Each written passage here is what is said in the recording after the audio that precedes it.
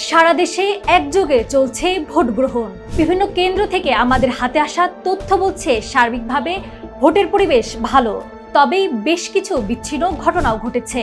হাতে আসা সর্বশেষ অনাকাঙ্ক্ষিত ঘটনাগুলো আলোচনা করছি।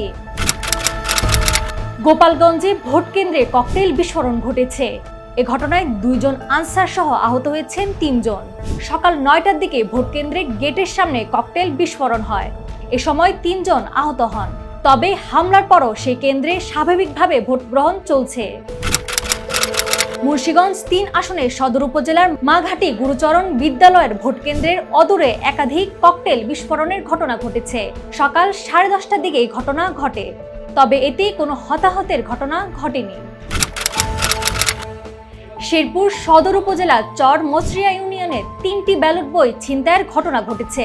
এর মধ্যে একটি উদ্ধার করা হয়েছে। সকাল 10:30টার দিকে এই ঘটনা ঘটে। খুলনা সদরের আলিয়া মাদ্রাসা ভোট কেন্দ্রের সামনে 2 পক্ষের উত্তেজনা ও হট্টগোলের মাঝে মুহিবুজ্জামান কোচি নামের এক বিএনপি নেতার মৃত্যু হয়েছে।